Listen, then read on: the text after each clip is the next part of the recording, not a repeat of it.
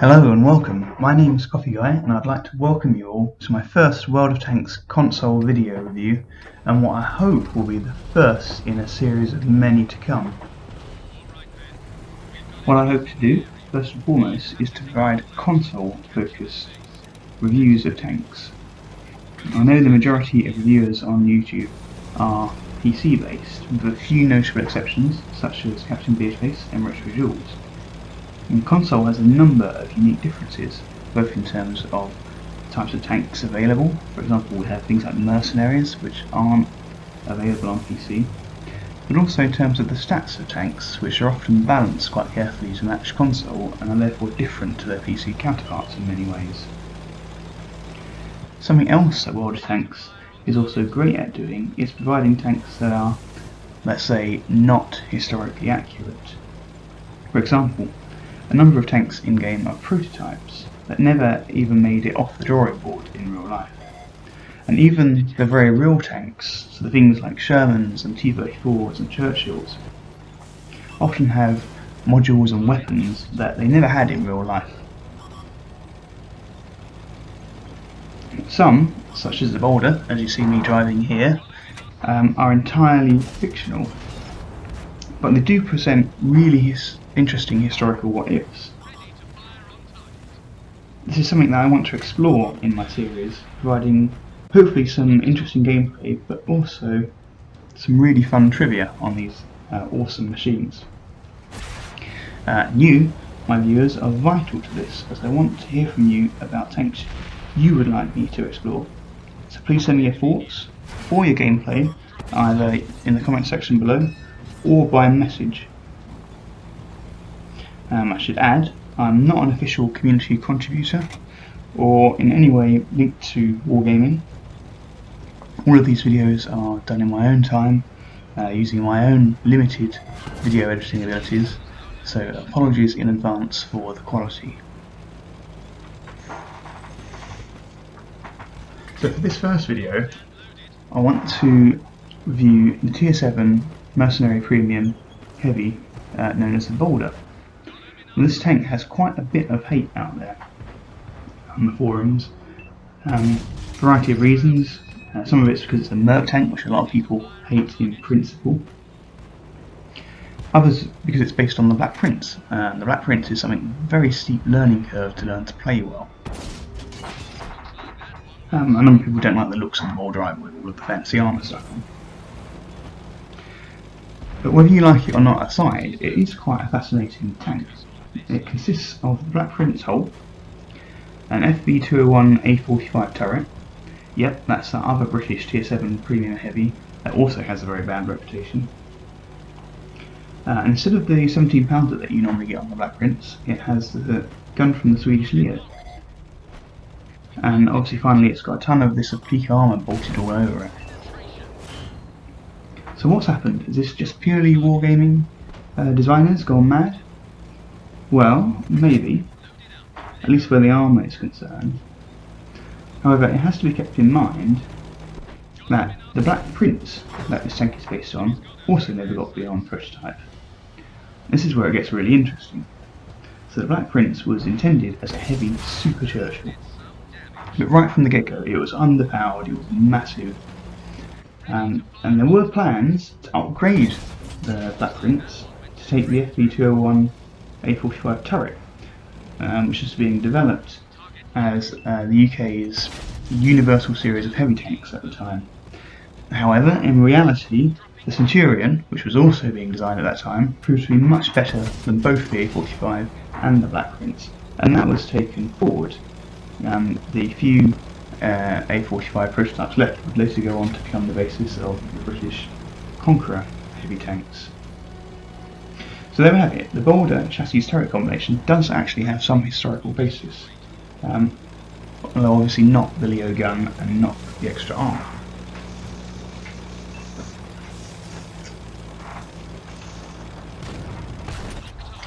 So we're just getting to the end of this first game at the moment, and what we have is some fairly mediocre gameplay, and I guess it highlights two main points. First, the tank's really slow, and second, the gun can be trolly as. and therefore positioning on the map is really important, and it's something I didn't really get there very well. I went the wrong way. The action was all up on that north-east corner. I have some much better games to come into later on to show you, but for now, let's focus on the garage stats. So here we've got the Boulder in all of its glory.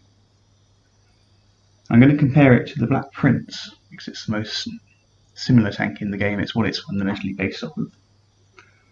So for a start, the Boulder has 50 more hit points than the Black Prince. It also comes with a 30% silver and 20% XP bonus. It has the Rolls-Royce Mark 4B, which gives it a higher top speed of 25 km an hour compared to, I think it's 20 on the Black Prince. The gun is the 10cm Leo.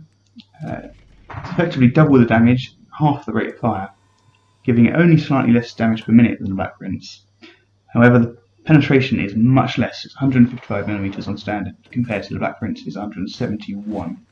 And accuracy is also way off at 0.42 compared to 0.34 on the upgraded Black Prince. In terms of armour, straight away we see a fundamental problem.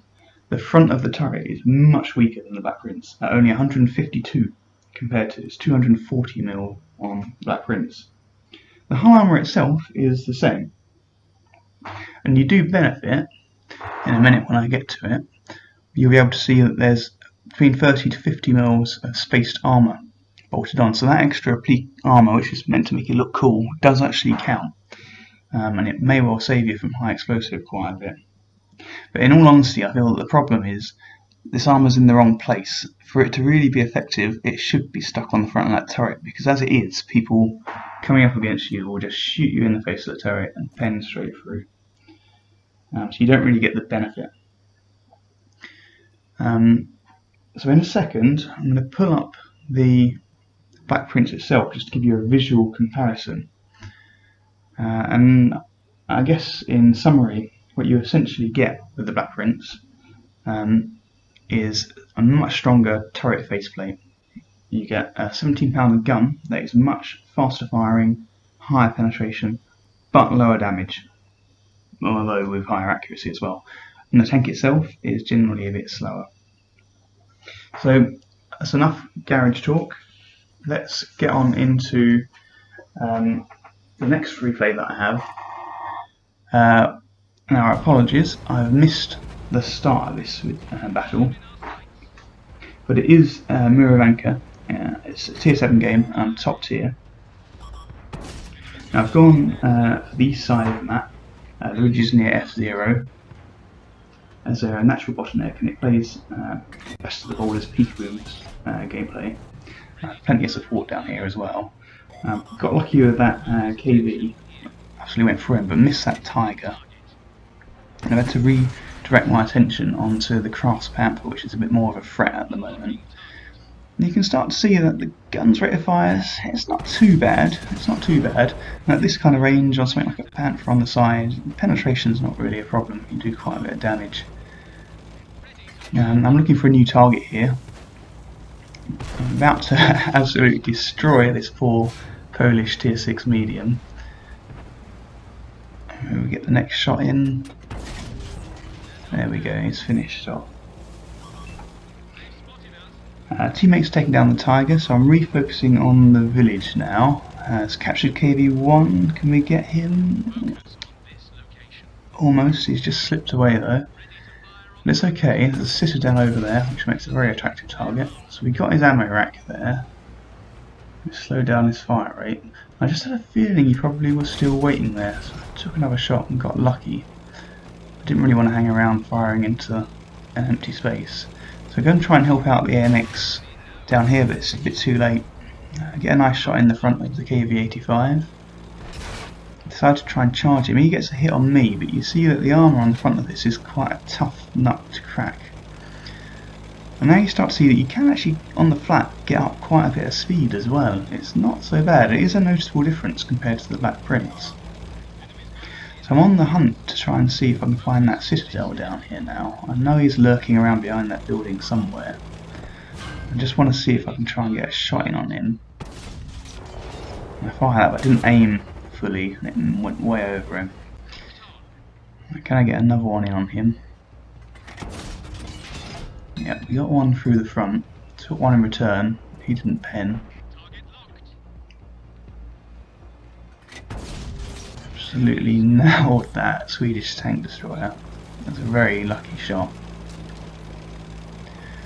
Just trying to creep up on that citadel now. It looks like my team's supporting me and they're doing well up by the base too. At this point of the game I was pretty confident that we had it. So hammer over there. Get a nice little shot into the back of him and finish him off. See if I can finish off this citadel too.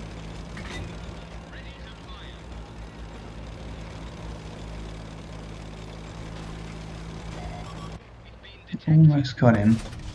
If I rushed the shot a bit when I'm still moving, I should have stopped and aimed.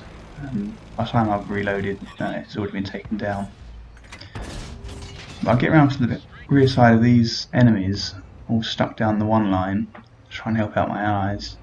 Got a VK over there, that's the Panther prototype, finish him off, and now it's just a race for that final Achilles.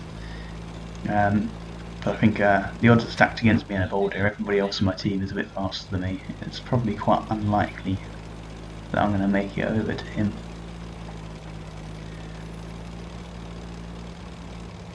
There we have it. Pretty successful game. Admittedly I was top tier, but the key point to emphasise with this tank is positioning. By going down to that zero line, I knew that was where it was most likely to be heavy fighting, and I could just put myself in a bottleneck and my lack of speed and long reload time wouldn't be so much of an issue. And it paid off. And that's how you got to treat this tank. You've got to be very careful with reading the map at the beginning. As it is, didn't get that Achilles.